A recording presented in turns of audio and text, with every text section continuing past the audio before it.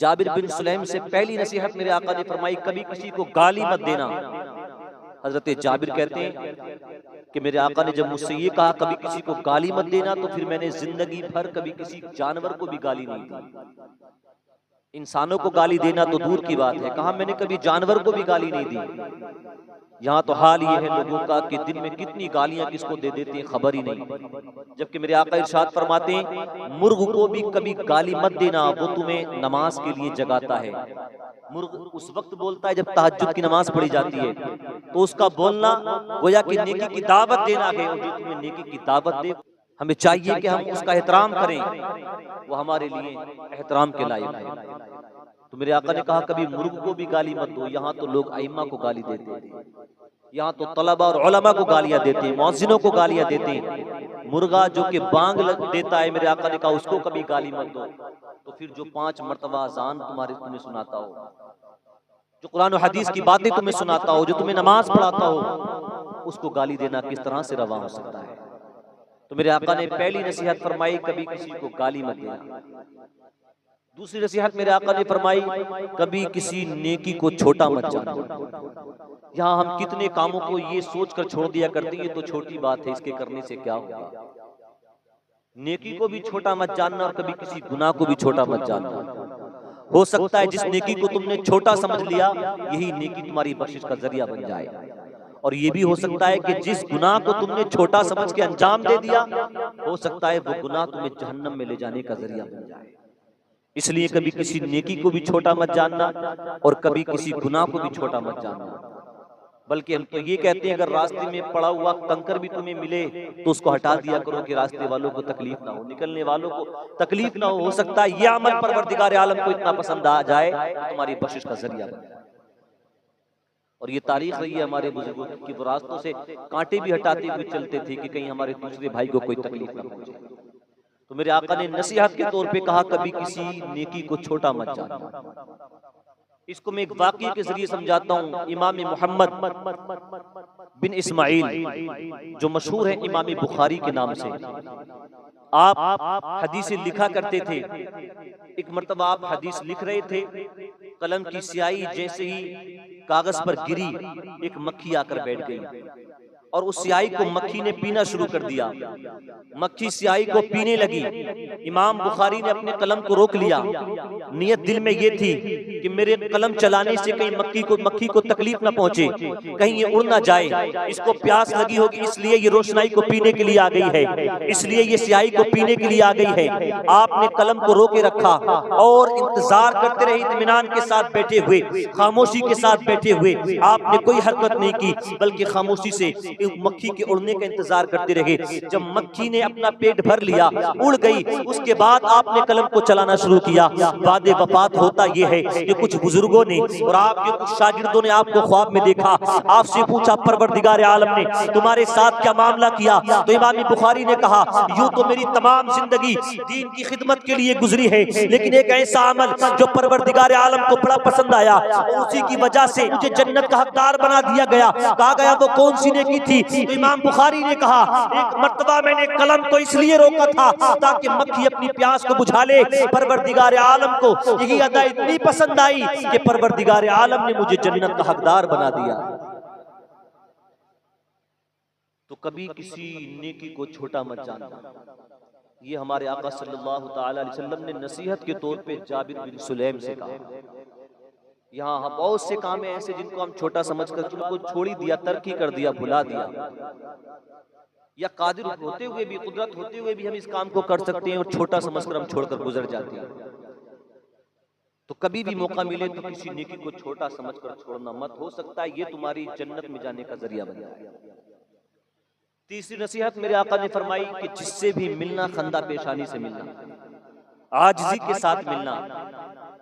अल्लाह इल्म दे, आजिज़ी इख्तियार करना, क्योंकि मेरे आका फरमाते हैं मन तवाज़अ लिल्लाहि रफ़अहुल्लाह, जो अल्लाह की रज़ा के लिए आजिज़ी इख्तियार करता है परवरदिगार आलम उसे बुलंद फरमा दिया करता है।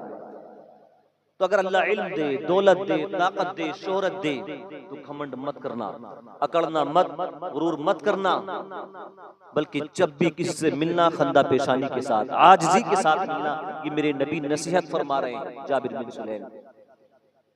और ये अखलाक और ये जो आजिज़ी पसंद लोग थे, जिन्होंने आजिज़ी को पसंद किया, उनका किरदार था, उनका अखलाक था, जिनको देखकर लोग इतने मुतासिर होते थे कि कलमा पढ़ के मुसलमान हो जाया करते थे।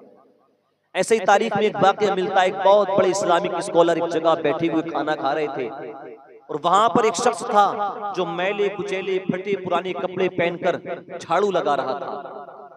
आपने उसके चेहरे को देखा, चेहरे से भूख के आसार जाहिर थे, जिस्म पर फटा पुराना लिबास है और ऐसा गंदा लिबास कि कोई उसके करीब जाना पसंद नहीं करता। और काम क्या कर रहा था? जारू कशी, वो झाड़ू लगा रहा था।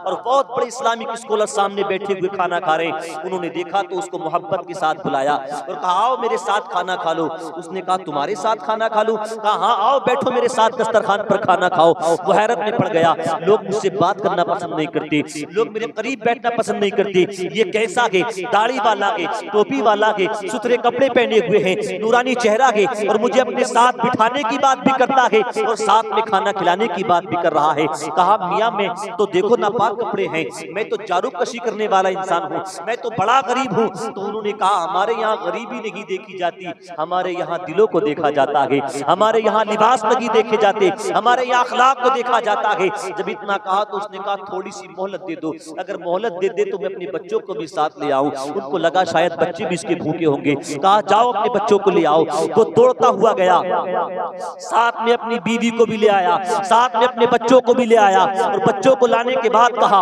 अब खाना बाद में खाऊंगा, पहले मुझे कलमा पढ़ाइए और मुसलमान बनाइए, क्योंकि मैंने समझ लिया है जब मुस्तफा के गुलामों के अखलाक का ये आलम है तो मुस्तफा जाने रहमत की शान का आलम क्या होगा। जब उनके गदा भर देते हैं शाहाने जमाना की झोली, मोहताज का जब ये आलम है मुख्तार का आलम क्या होगा। तो अपने किरदार और अपने अखलाक को पेश करने के लिए लंबी लंबी घंटों घंटों की तकरीरें करने की जरूरत नहीं है। अगर मौसर हो तो चंद जुमले ही काफी। अगर दिल में खौफ खुदा और मुस्तफा करीम सल्लल्लाहु तआला अलैहि वसल्लम की सच्ची मोहब्बत हो तो चंद जुमले ही लोगों के दिलों पे असर कर जाते हैं। वो कलमा पढ़ के मुसलमान हो गया, क्यों? उसने किरदार को देखा, ये शान है मुस्तफा के गुलामों की। जब इनका अखलाक इतना अच्छा है तो इनके नबी का अखलाक कितना अच्छा होगा। चौथी नसीहत मेरे आका ने फरमाई, कभी किसी को शर्मिंदा मत करना, कभी किसी को शर्मिंदा मत करना।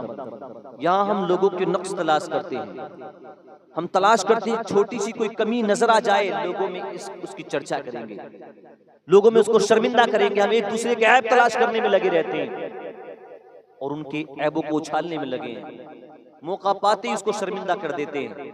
मेरे आका नसीहत के तौर पे जाबिर बिन सुलैम से कह रहे हैं कभी किसी को शर्मिंदा मत करना। और ये सहाबा का दस्तूर था कि वो अपनी इज्जतों की, जैसे अपनी इज्जतों की हिफाजत करते थे और जितना प्यार अपनी इज्जतों से किया करते थे उससे कहीं ज्यादा प्यार अपने भाइयों की इज्जतों से किया करते थे।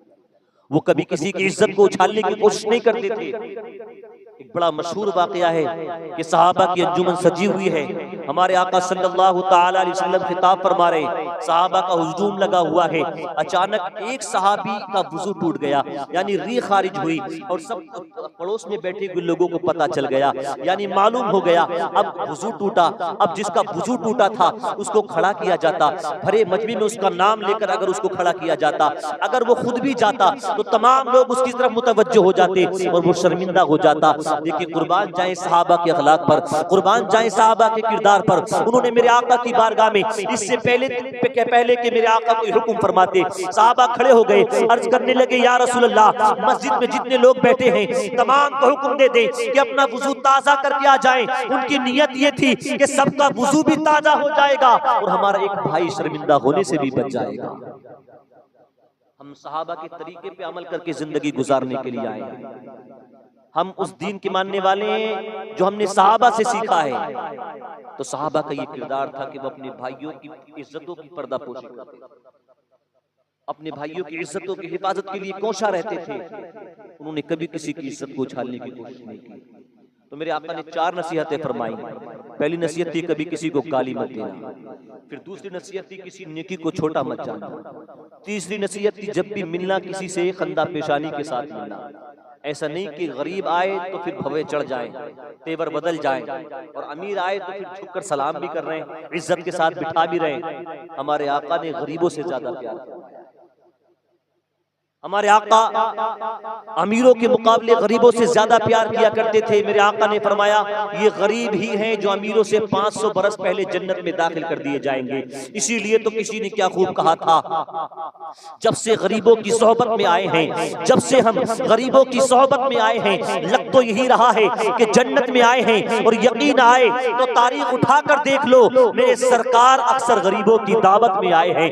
ऐसा ना हो कि गरीब आए तो भवे चढ़ जाए, गरीब आए तो तेवर बदल जाए, गरीब आए तो अकड़ के बात करें, और अमीर आए तो झुककर सलाम हो रहा है। अमीर आए तो फिर हाथ से कुर्सी भी साफ हो रही है, उसको बिठाने की बात भी की जा रही है, उसके नाश्ते पानी की बात भी की जा रही है। ये मुसलमानों का किरदार नहीं है। मेरे आका की तालीम तो ये है कि मैं अमीरों से ज्यादा फकीरों से प्यार किया।